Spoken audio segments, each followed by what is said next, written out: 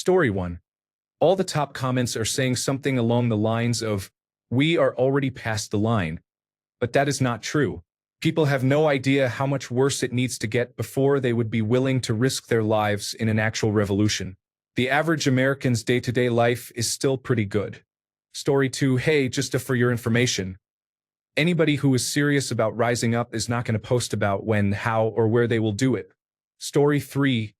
Starvation is the answer. Far too many of us have families, fun toys, jobs, and generational detachment from actual war. We are not standing up until we are starving. Edit to add, the most likely scenario I see, and it is probably this administration's goal, is Russia. We are headed for a Russian-like existence of apathy but intensified as we are an actual country. Interesting times ahead. At least he cannot be president again, and even if he has the power to install someone as president for him, he is very old and will die soon. Story 4. Well, I'm too poor to leave, and finding a better international job is uncertain. All my belongings are here, all my friends are here, and I don't actually have the option to just hop on a plane and go somewhere else. So what exactly am I supposed to do? Story 5. They will need an organized resistance they can join. The population spontaneously rising up and overthrowing has always been a myth. Story 6. Everyone keeps asking this question. When there is a powerful picture of 1 million protesters in Poland, they had to travel less than 200 miles, even if they came from the border to the middle. I travel 100 miles just to visit my parents. I travel 20 miles to take my child to the allergist. Poland is the size of New Mexico. The United States is huge. I have a wife and 2 children in grade school. Where am I going to go to rise up? Down to the center of my city where no one is violating my constitutional rights? To Washington, D.C. to protest? Several $1,000s for plane tickets, or hundreds on gas and hotels to do what? Stand outside Congress and scream? Buy a firearm in my state and try to get it across 2 time zones and 6 other states so I can shoot a National Guard member who is just standing on a street corner as instructed? This is all happening thousands of miles away. My elected representatives do not represent me. I have food and water for now. We have jobs and our children have friends. The market has not yet collapsed. I do not know what else I can do right now. Story 7. Leave where? I can barely afford to stay above water right now.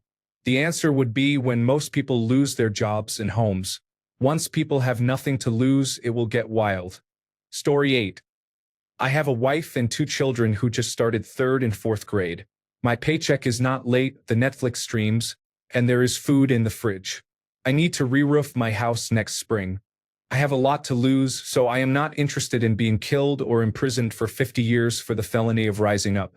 The first 10,000 people who attempt it will clearly meet that fate, especially in Ohio where every police officer and local resident strongly supports former President Donald Trump. I would rather see my daughters grow up, not behind a glass plate or be deported even as citizens. It will have to be someone else to start that revolution. I am happy to write a $180 check and will certainly vote in every election, but nobody is going to follow a 5'8" Jewish person as their agent of change and resistance. I am just being very honest. If the day comes when my suburban neighbors take up arms, I would have to join that fray, but for now it has not happened. Yes, I am a follower, not a leader, and I am not apologetic about it. Story 9. Specifically regarding the leave part. I have run this mental model before. I live in San Diego, a border town. My neighborhood is predominantly Spanish-speaking. It is also the poorest neighborhood in San Diego. I think about a Honduran woman with 2 children.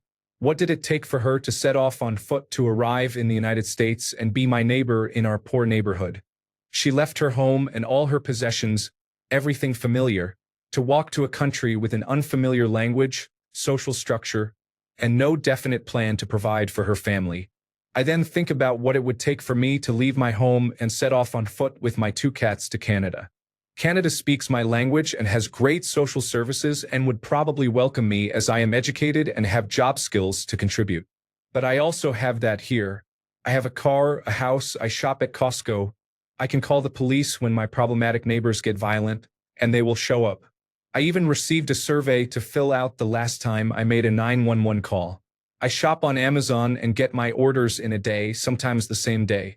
We are a long way from mass numbers of Americans leaving. If I live in one of the poorer neighborhoods of my high cost of living city, there are a lot of people who live even better than I do. Until most of the middle class has their daily life disrupted, we will not be going less miserable on this situation. Story 10. Rise up and potentially lose employment, which for many people means 1 or 2 paychecks away from homelessness. Leave and go where? It is pretty difficult, if not impossible, to just uproot for many adults. Something else? I really do not know. Story 11. Republicans during coronavirus disease. If you choose safety over freedom, you are weak. Republicans in 2025. Protect me from the homeless drug addicts. Orange leader. Story 12. Are we supposed to believe you are asking this in good faith and not just trying to start an argument? Story 13. He is not the first president to use the army against civilians in Washington, D.C. He is not even the first president to deploy the District of Columbia National Guard to Washington, D.C. It ended poorly for all of the others. It will end poorly for him as well. Story 14. We reached the deadline years ago, but leaving is not easy. If you have enough money to do that, these issues are probably not affecting you directly. Takes time and money, both of which the average American lacks. Story 15. You are talking about a civil war where hundreds of thousands, even millions, could die. The country would be destroyed, and the destruction might expand into Canada and Mexico. As soon as it starts, you can expect China to invade Taiwan, Russia to invade Poland, and Israel to strike Iran, with Iran retaliating in kind. We have not given up on democracy. Donald Trump has not won yet and will not win in the long term. There is a very good chance we retake the House of Representatives and stop him dead in his tracks. Elections are still on schedule. Story 16. Things that are not easy. Starting and organizing a revolution. Moving to another country while your government is antagonistic to the rest of the world and you are dealing with 50 years of relative wage stagnation. Story 17. Americans, at what point will you commit suicide through your country's military for my own convenience? How about when we have exhausted all other options? If you are so eager to see people die in large numbers, there are plenty of conflicts in the world you can watch. Story 18. It's all a show. I was in Washington, D.C. for a conference this week and left last night. I saw a few men in military uniforms with guns only once while I was there, when I went to dinner Wednesday night. They were just talking on a corner. I did not see any military personnel at the airport, and there were basically no military vehicles driving around Washington, D.C.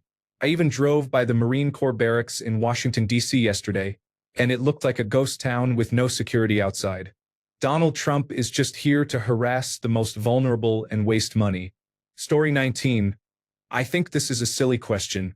I'm going to assume you're not American based on the title. I don't know if you've ever been to America, but I'll explain this to you. We are a nation of 340 million people. America is one of the largest nations geographically on Earth. Where I live, there is no National Guard in the street. There are no immigration and customs enforcement agents arresting citizens. Everything is going as it always goes. I have a son, work, my life. I'm still a free person. Why am I going to drive to Washington, D.C. and try to start a revolution or something? Do you know how far Washington, D.C. is from me? It might as well be in a different country. And here is the thing. My fellow Americans voted for this. I did not. But why am I going to get my life all messed up for people who wanted this? Which brings me to another point. The Democratic Party is failing. They have been completely missing for the last 8 months. There is a handful that have been good, but for the most part, they are not effective.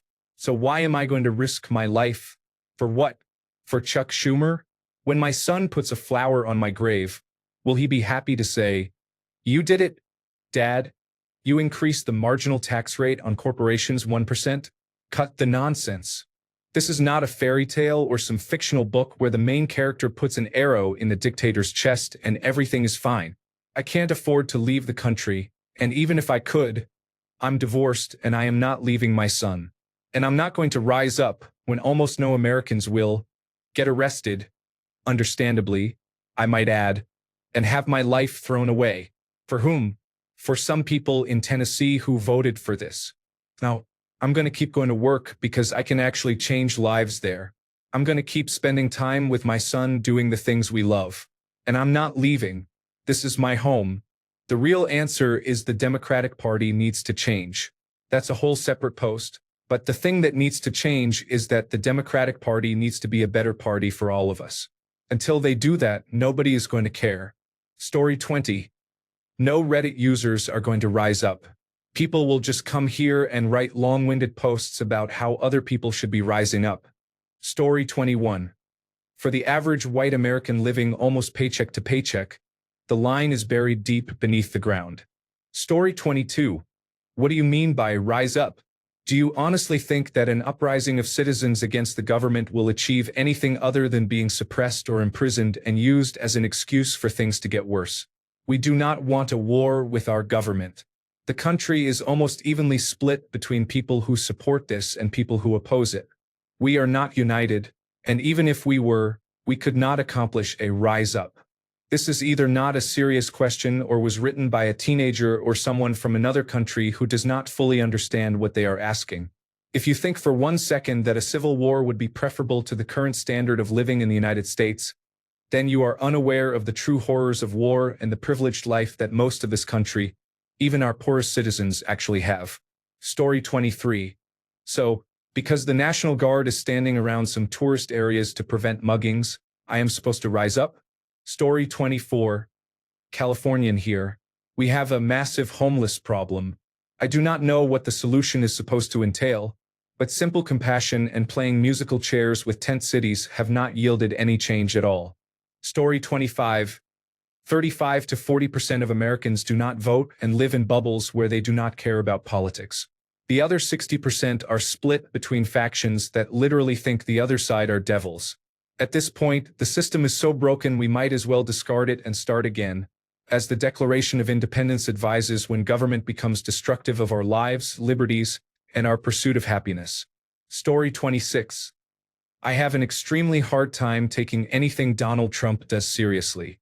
It's a lot of noise, theater, and symbolic displays of power, supported on either side by massive acts of incompetence and a distracted approach to governing, moving from one self-imposed crisis to the next.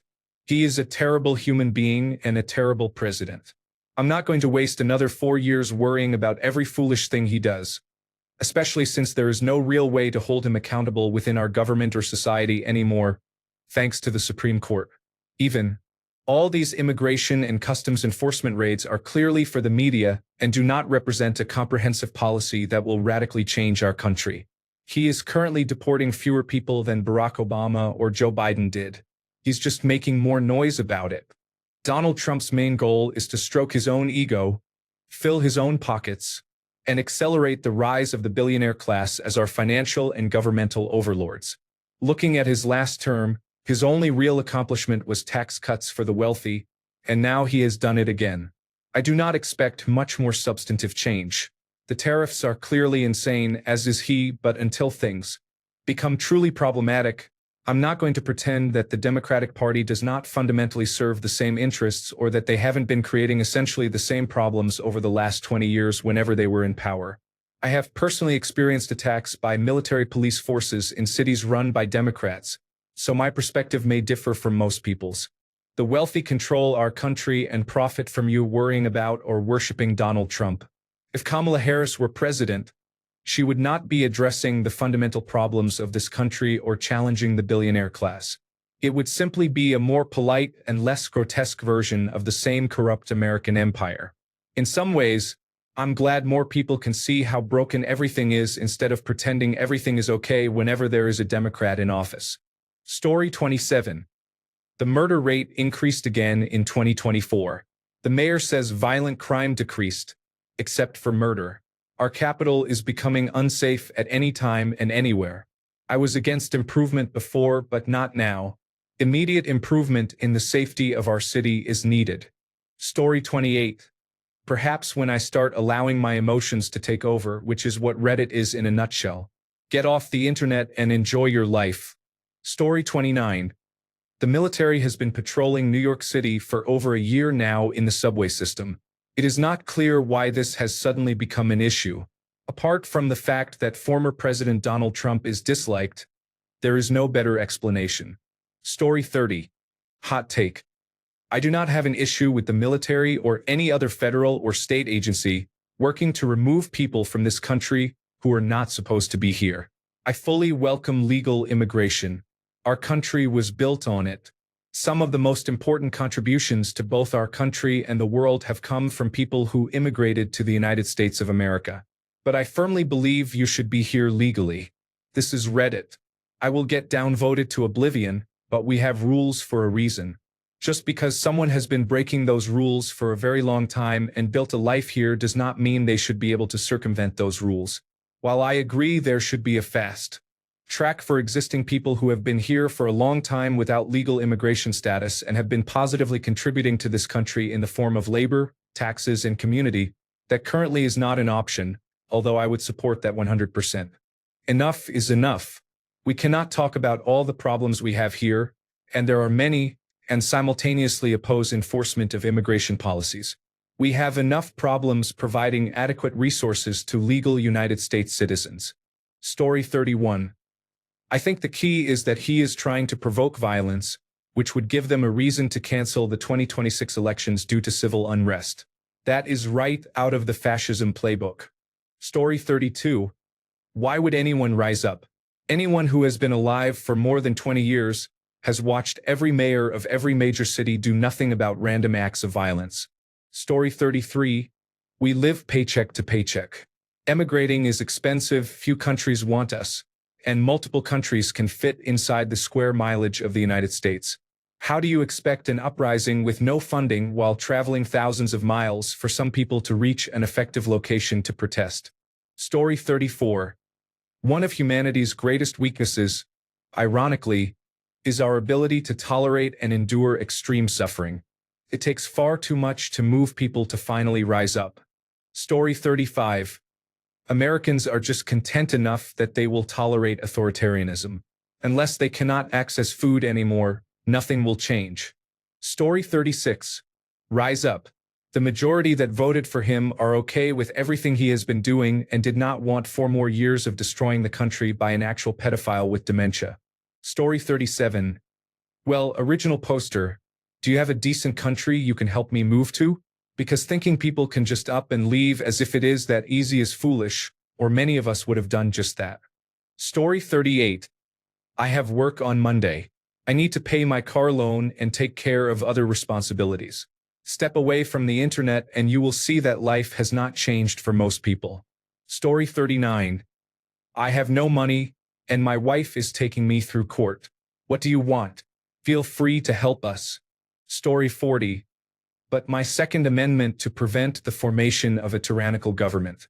If not for anything else, this exposes once and for all the absolute false arguments about gun control. This was their chance to back them up, and no one else would get on their case about the Second Amendment. Story 41. By the time they fully realize it will be too late. They will not be able to leave.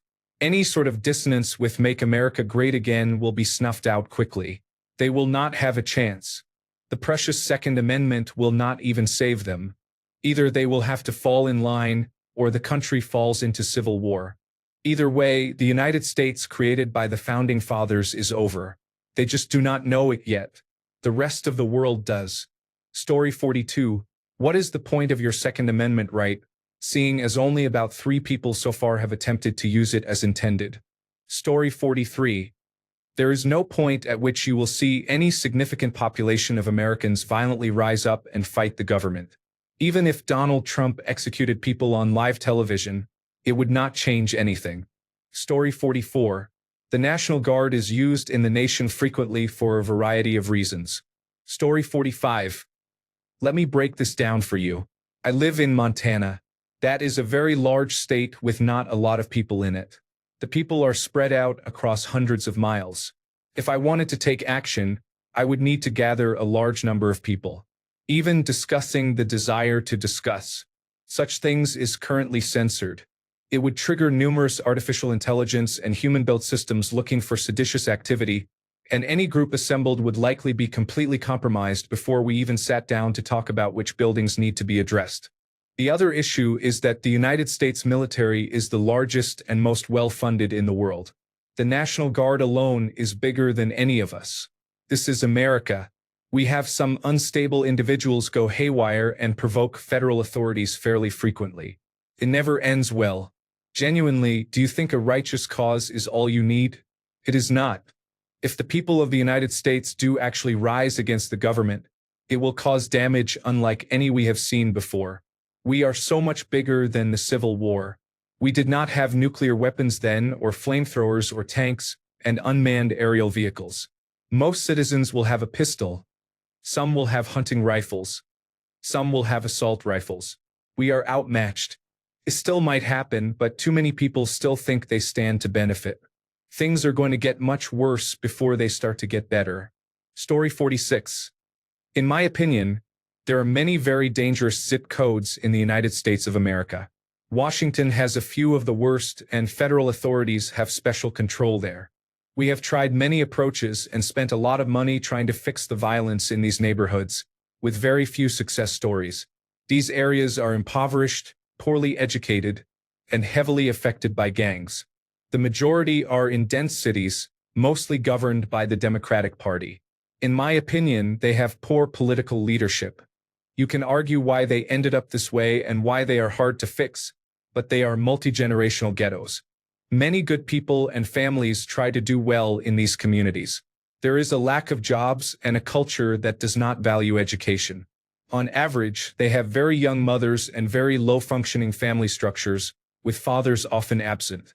Families want a safer environment with more opportunity, but opportunity cannot come without safety. Nobody wants to invest in a dangerous environment, and when they do, it generally fails.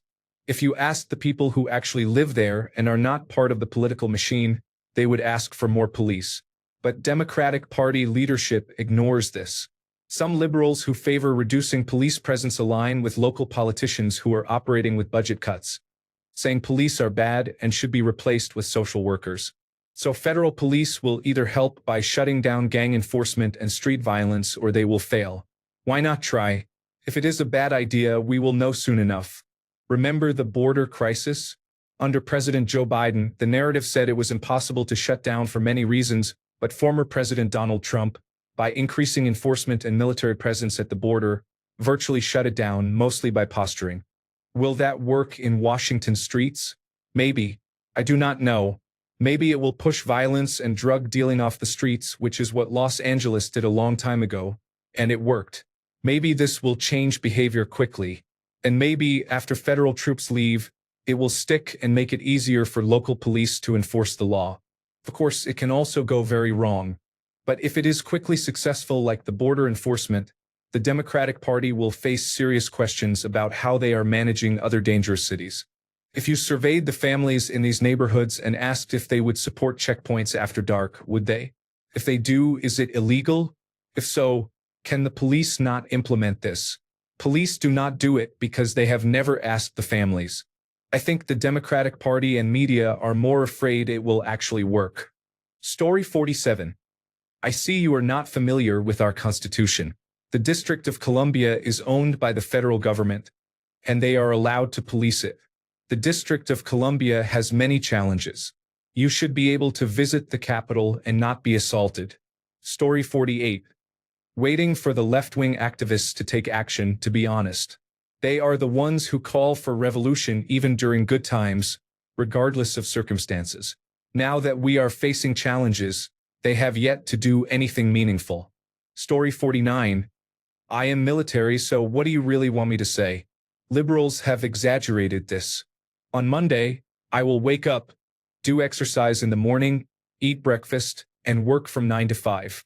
I will repeat this until I separate from the military. I know the news wants to make it seem like the end of the world. Nothing changes. Just like I will go to work, most people with jobs will go to work their 9 to 5 because the bills do not stop.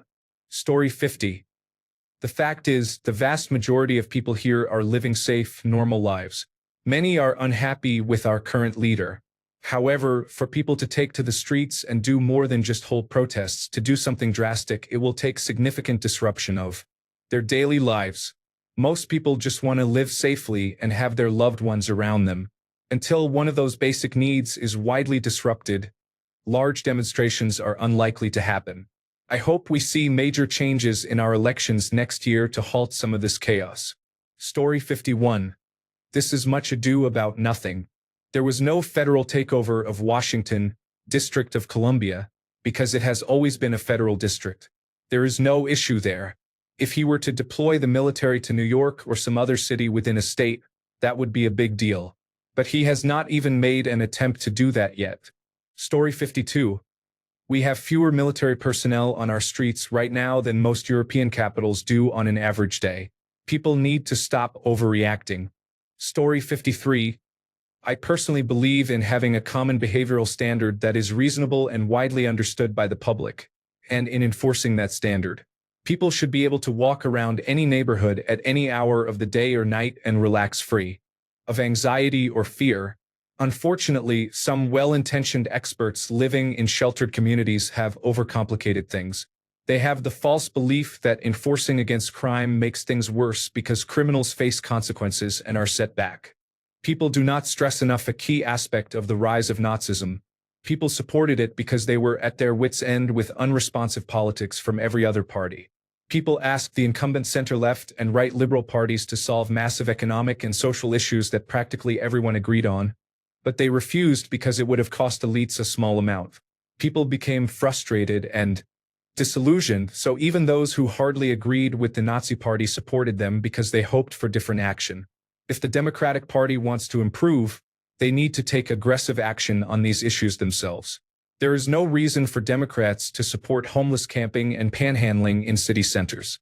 There is no reason for Democrats to effectively legalize theft as has happened in some major cities. Unlike Washington, D.C., which is federally controlled, other cities face more legal hurdles. During the pandemic, the National Guard came to my city, and I was very grateful because the police could not manage alone. For many months during the pandemic, I heard gunshots near a major city center almost every night. Story 54. So what is he doing? That is illegal. I do not like the guy. But explain to me what is illegal about what is going on. Story 55. Uncomfortable truth for the Reddit community. The fact that people are not doing much about this indicates to me that they know Washington, District of Columbia, and other American cities have deep crime problems and actually want something done about them. People dislike Donald Trump and criticize almost everything he does. But he is taking action. The same applies to immigration. The previous administration did nothing. The District of Columbia government has been negligent. Decline is a choice. I also place a great deal of blame on the police. They are not fulfilling their responsibilities. They focus on collecting maximum overtime for minimal effort. Their union needs reform. The mayor fears holding them accountable because doing so might worsen the problem, and people would blame the mayor. Deploying the National Guard and federal officers is a start. I hope this motivates the Metropolitan Police Department and prosecutors to put repeat offenders away so ordinary people can live their lives. Story 56. If civilian law enforcement and local politicians cannot keep control of crime and violent protests, then it is time for the National Guard. If federal property is threatened, then send in the United States Marine Corps. All perfectly legal. Story 57. Why are you so upset and angry over an attempt to reduce crime? Did it ever occur to you that people might not want to be robbed, carjacked, or assaulted? Story 58. It is difficult to travel to other developed countries. Unlike the United States, these countries have actual standards beyond simply crossing the border and having a baby. Story 59. If it is for disaster relief with clear limits, fine. If it is enforcing civilian law, suppressing protests, or staying indefinitely without oversight, that is the line where democracy starts to slip. Story 60. We have had protests every day in Los Angeles since they arrived, but it does not get any coverage on television and social media. Story 61. Rise up in what sense? The United States does not work like that. There has never been and never will be a point where the people rise up in some collective revolt. If a civil war comes, and it will be through the existing authority of states just like last time. Watching for some kind of mass general strike or street protests misses the point of how the United States functions. Story 62. Rise up how, brother? Most of our states are bigger than your whole country. I live in Alabama. Washington, District of Columbia, is a 14-hour trip for me. It's not like I could just walk a couple of blocks and join the action. I could protest locally, but what is that really going to do? It's not as easy for us to just rise up as it is in smaller countries. Even if we do rise up, it's not like we can just remove Donald Trump and win the game.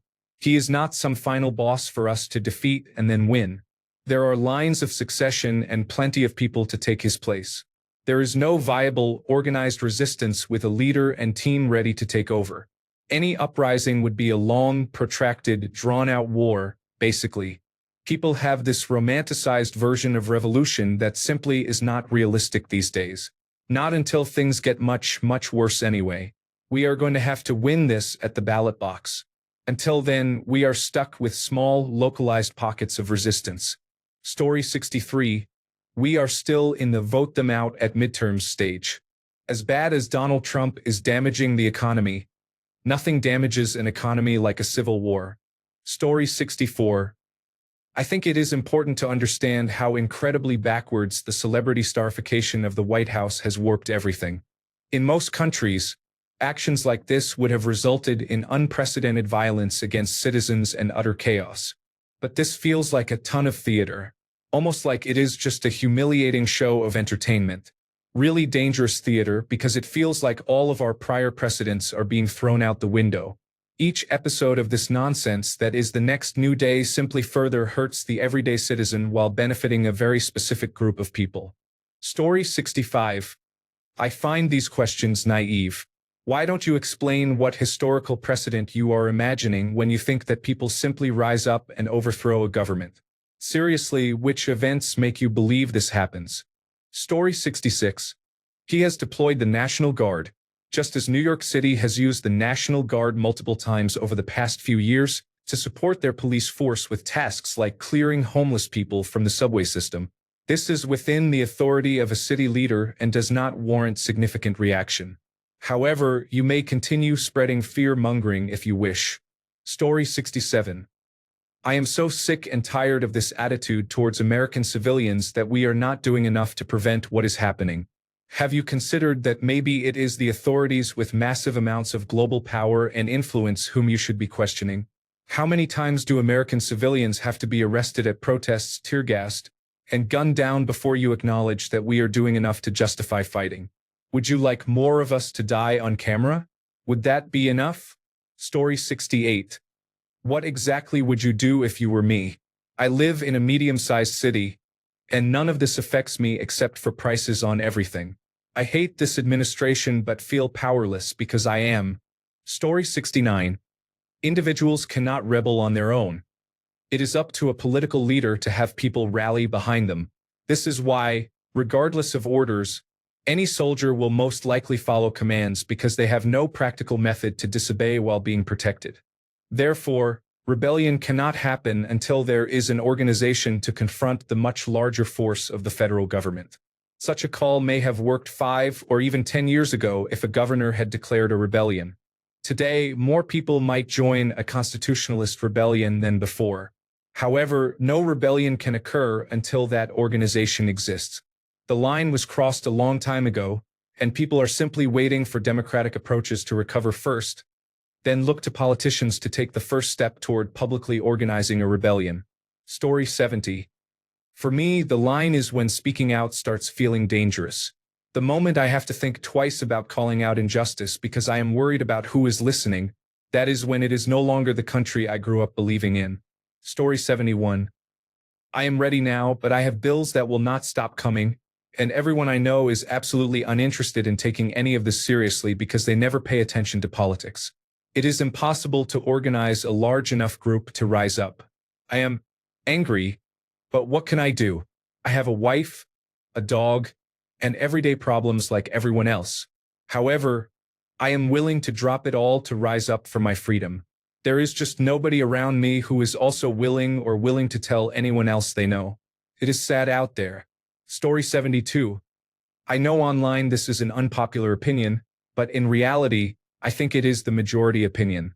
As long as they are cleaning out the trash, we do not care how they do it. Most of you do not realize how bad American cities have gotten because you are used to it. However, many of us are from a time when it was not like it is now. Story 73. Hi. I live in downtown Washington, D.C., and have seen the military deployment. It is a complete joke. The Drug Enforcement Administration and the National Guard are milling around, taking selfies, giving people open container citations on the National Mall, setting up driving under the influence checkpoints as an excuse to call immigration and customs enforcement, and telling teenagers not to break the curfew in Southwest. It is a poor outcome of a misguided executive order, but it is not something I would advise someone to abandon their home or risk imprisonment over rising up. Story 74. Is this a fan fiction writing prompt? That might not have been your intent, but that is what seems to be happening in the comments. Story 75. Americans are not going to rise up. Some will, but Americans have largely lived comfortable lives. Many will feel they have more to lose by rising up. Story 76. The average American has to be uncomfortable enough to be willing to fight. You know how the quote talks about how first they came for the other groups? We are still in that part.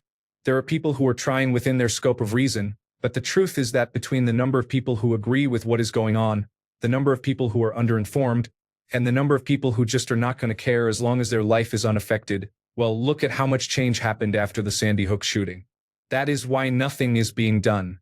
I wish I could be optimistic about it and say it is anything else, but that is the truth I have reluctantly come to accept. Not enough people as a whole actually care until it affects them directly. Story 77. Hot take, and no, I'm not a Make America Great Again supporter. Just hear me out, the line was crossed before 2016, and the revolution has been going on for nearly a decade. In summary, Trump and Trumpism were the nobility stage of the revolution. The popular revolution comes after enough of his supporters feel the pain of their takeover of power and look for new leaders. I liken this to the French Revolution with aspects of the English Revolution. The monarchy and old nobility in our case were the stagnant establishment Democratic Republican politicians and traditional corporate elites that have held sway since the U.S. Civil War ended. Though differing on various issues, they remained in agreement on the most important issue, maintaining their power. With the rise of the modern tech age, beginning around the dot-com boom, a new class of elites formed from newly wealthy people with no political power. The French Revolution analogy here involves the new members of the nobility who started rising with the Enlightenment and the general population and economic growth of the 17th, 18th, and 19th centuries. Basically, newly wealthy people who had no seat at the table. The economic and political catalysts are the same as in the French and English revolutions. Politically, the system had been around for a long time, stagnated at the end, and stopped being able to provide many basic duties of government, while not allowing anyone else to step in and fix it. Economically, you have general long-term growth that creates disproportionate wealth. Even more people overall are getting wealthy, combined with specific slumps that finally set off the revolution. For England, this was reckless royal spending, costly wars, and a poor relationship with Parliament, causing them to withhold further funding from James I and then Charles I. For France, these were bad harvests and industrial slumps in the 1780s and 1790s and also costly wars. For us, you could say the Great Recession. What you have now in each of the three scenarios is a small group of elites who want political power and a nation of common people who are hurting from economic inequality and a government that can't and won't look out for them. So what happens next is that this new group of elites starts clamoring for a seat at the table with the backing of a large number of disaffected common folk. The establishment finds themselves naked and friendless, and the new elites succeed in taking control of the government. Think of the 2016 election. Hillary Clinton was the stale establishment, Trump and his wealthy backers were the new elites, and the millions of Make America Great Again supporters were the disaffected general population. The only difference is that instead of chopping off her head, they just voted against her. So where are we now? Somewhere between 1790 and 1793.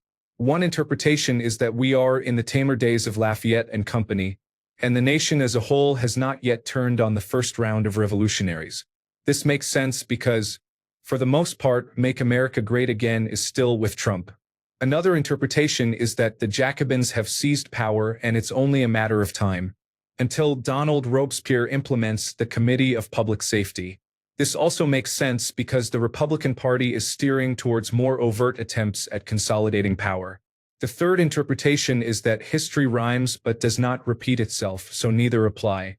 This also makes sense because Trump has somehow managed to hold on to control of this wave of the revolution for so long. So now to answer the original question, where is the line? The line for the first stage of revolution has long passed. So where is the line for the next stage? If Trump is Lafayette, I hate that analogy as much as you do, then it's pretty soon once things don't get better and other members of the original revolution see their chance to seize power themselves. If Trump is Robespierre, then the line is after a lot of Americans and Make America Great Again supporters specifically are severely hurt.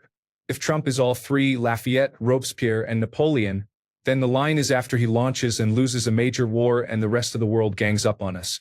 The bad news is we have difficult times ahead in the near term regardless. The good news is we have unprecedentedly good times ahead in the long term. Let's just hope the bad times are short enough that our new republic has time to lead the global fight against climate change. Story 78.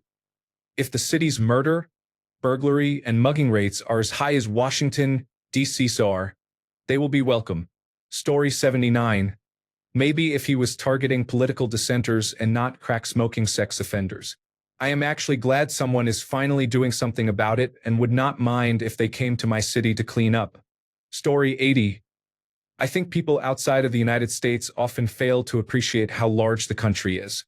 The former president could deploy National Guard troops, who are usually residents of those communities, to mobilize in many large cities, but it will not impact the vast majority. Arguably, it will not impact Washington, D.C. residents all that much.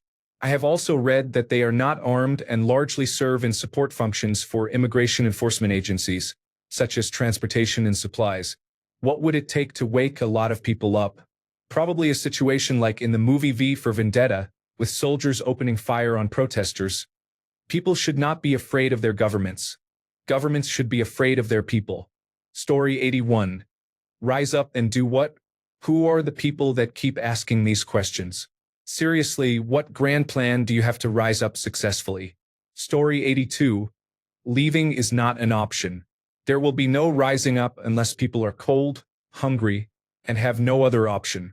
Story 83. I used to say such things would have to happen within major cities first before small cities and towns follow suit. But really it would have to begin with a majority military mutiny, then big cities, then small cities and towns. What are the small cities and towns going to do if the big ones are not on board? What are any of us going to do if the military is not on board? Story 84. For people outside the United States wondering why there are not widespread protests, it is important to understand how large the country is. It takes 6 hours to drive across my state, and to reach the coast, it is 2,630 miles, 4,235 kilometers. That is an enormous distance. In my community, there is no immigration and customs enforcement presence. There is no chaos, crime, or federal agents. My job and family are here.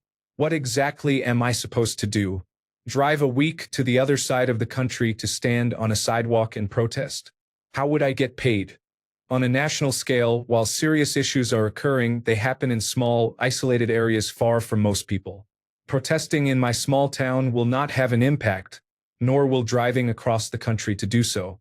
The news makes it seem like every time Americans look outside, they see police, immigration and customs enforcement and federal agents. That is not true. For 95% of the population, they have likely never seen a single federal agent in their area.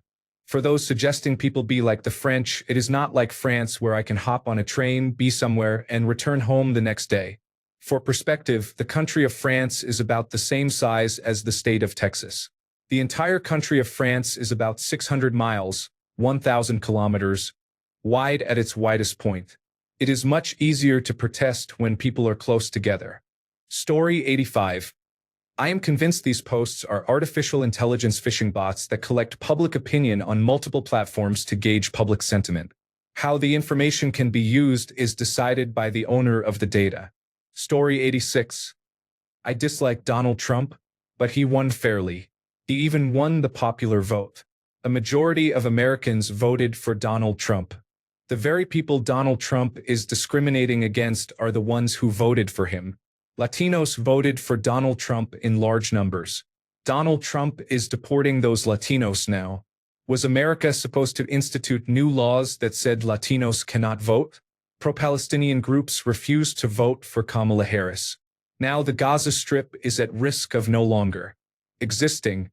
Was America supposed to pass a law that forced pro-Palestinian groups to vote for Kamala Harris? Donald Trump made inroads with women. Women are now having their reproductive rights taken away. Was America supposed to pass laws saying women cannot vote? America is in a tough spot because of the actions of the majority of Americans. People are acting like America only elected Donald Trump because he had white male support, but white men do not make up the majority of Americans. Story 87. What can reasonably be done to topple the most powerful government in the world if the military hypothetically sides with the government? It is not muskets against muskets anymore. It is civilians with semi-automatic AR rifles potentially trying to fight a government and military that seem more than willing to use their advanced equipment funded by taxpayers. Additionally, the current president's supporters would also rise up to protect him. Unless we are willing to engage in a bloody, decades-long resistance similar to other countries, there is no realistic way for the average person to successfully rise up. Story 88. Honestly, I need one of three things before I am ready to go wild in the streets. 1. My economic situation to go completely into a nosedive so I truly do not care about consequences. 2. To retire so I can take up street fighting as a hobby without worrying I will miss work due to injury. 3. Other people to start causing trouble so I can join. Story 89. Rise up. Give me a break. I'm not going to stand on a bridge with a sign asking for car honks. I'm voting at the polls and using my wallet. That's all I can reasonably do. America is well protected against the revolutionary tactics you see on television. Those days are over. Consumer spending and birth rates are the only means of influence 99% of us have. Thanks a bunch for sticking around till the end of the video. Remember to subscribe, and until next time, stay awesome and goodbye.